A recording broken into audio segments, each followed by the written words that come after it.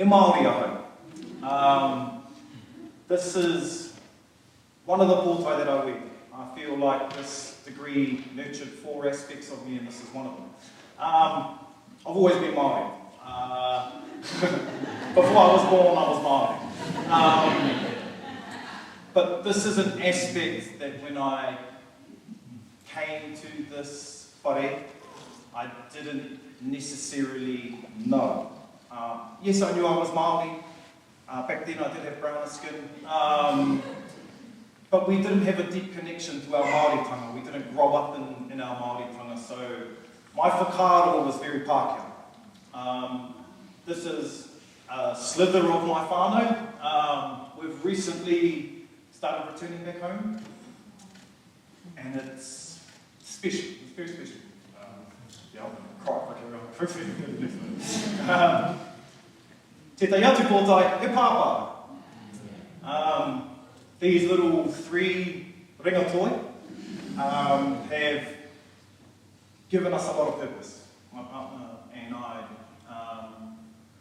when our mātā mua was born, we decided that their ao was going to be Māori, tuatai, which means we needed to change the way that we existed, which was extremely, extremely hard. But again, when I was here, I had examples of a great pāpā in front of me, from our kaiako, but also from our tuakanga, and anybody that we came in touch with, because we know Te Ao Māori is very connected. So I'm so pleased and privileged to have sat with many epic pāpā, whether that was Bob, Ngātai and Izzy, whether that was you, Jay. I learned a lot about what it took to be a pāpā, because I was not a pāpā yet. But that is something that I took after I left this whare, after my time here. I was informed by my time here, if that makes sense. Ka mai. He kaia koa hau, he pōtai anō. You give kids spray paint and an iPad and have a laser cutter, and they think you're the coolest class in the school. Thanks. But what I get to do with this is hand on the knowledge that was handed to me. If we look at that potama design, this is it working. The greats that were before us handed to us and wanted us to be greater.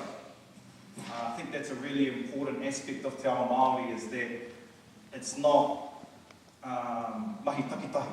You know, I don't want to stand here and get to a certain taumata and then tell the ones below me, oh, if you work as hard as I did, you can get to where I was, or where I am. We want our uri to go further, and I think that's something really special. So, Aomera kura auraki, and aha ko te whakapapa o te tamaiti, no konei no tā wāhi, kauru atu rātou katoa ki te kōwhaiwhai. They love it. They love our art form, and for our kids that are not great readers and writers, it gives them an avenue to be a storyteller. And I think that is so important that we don't lose this language. The reo āwaha, the mai tō arero, orana. Yeah? Te reo o te whakairo, e orana. Engari, ko te reo o te kōwhaiwhai. I think there's some work we can do there, because it is a really special connection for me to te taiao. And I think once we start losing that connection to te taiao, well, then our mahi starts sitting in a bit of a different lane, where it's more what are we chasing, as in instead of what are we acknowledging from what was there. I'm being pushed on.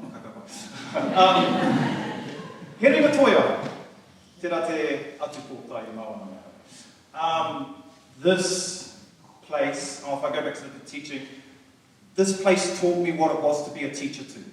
Because again, we had these excellent teachers in front of us.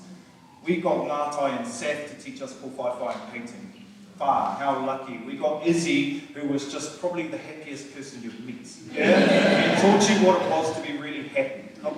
We had Rach, who was creating works that also went to Venice.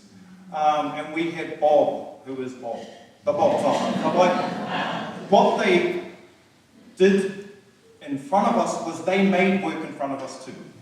So we had a taumata, we had an example of what to achieve. And I think that is something that I try and do with my kids at school. Yeah, they're only 11 and 12 years old, and anything I make they think is the greatest thing in the world. But they have to remember I'm also 4 times older than them. But that's the example that our teachers set when we were here. They made art in front of us. They dragged us into their kaupapa. I remember, Jay, did you get hypothermia in the pool with Rachel? We did that. The stuff that we did, but we got to see it in practice.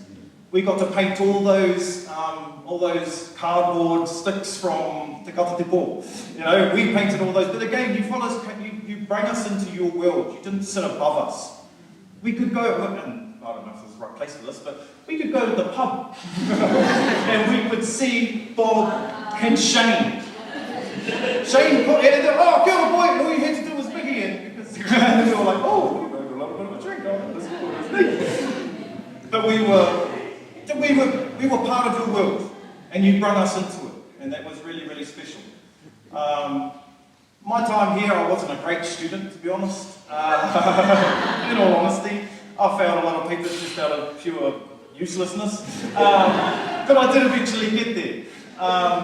And when I was here, I don't think my conceptual mind was great. I was studying a lot of process and application when I was here. And yes, that seed had been planted, but it had not yet grown and had not yet sprouted or anything like that. But once I left here, I had that foundation that forced me to put back into that foundation, to grow on top of that foundation, to get to be a point where now I'm a teacher of kids and I can hand that on to the kids. I'm also a tāmako artist. Kōwhaiwhai is my jam, it is my thing, and I think this is just another avenue of creative outlet for that mahi. Now I understand how to attach tauranga Māori to my mahi toy. Instead of just making something pretty, you've all seen that big circle thing at the end of the hallway that's ridiculously heavy? That didn't have like this deep meaning rooted into our Māori, rooted into this tirohanga Māori. It just didn't, because that was a study of application and process and trying to solve the problem of that circle through kōwhaiwhai. And this place allowed me to explore that openly. And I'm forever grateful for that, because there's not many safe spaces for us as Māori, and this is one of them where we can actually grow and be Māori. So I'm really, really proud to be a raukura of this school, because it has given me the tools to be the person I am today. And I'm really proud of it. I am really proud of it. Okay, ka pai. So tēnei takumahi, tēnei wane. Kōwhaiwhai, like I said, is my thing, and now I have the ability to use this as my books.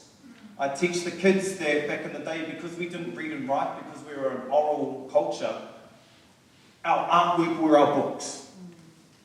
A little bit more difficult to read, but that forced the conversation. It forced the conversation between the artist and the viewer.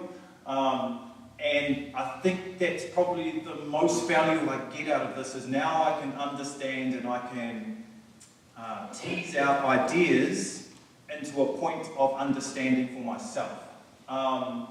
So, like, tēnei mea, he mate te tupu te te. I understand that concept now, because while making that, I get to wānanga with myself, and I get to really tease out ideas, and it's really, really good for my mental well-being.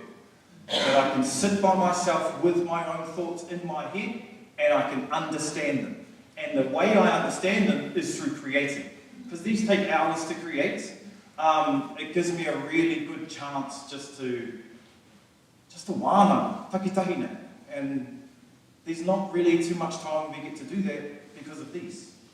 And because of all the stimulation that is around us always, if we can find the calm to wānanga what a great place to be. Okay? I think that's pretty much all I've got to say. That's quick, I don't want to ramble on. Engari, ko te mihi whakamutinga, kia koutou mai, kia koutou mā, kua whakakiki tēnei whare, he kitinga kanohi, he hokinga māhara, and it's very, very beautiful to see our whare full again.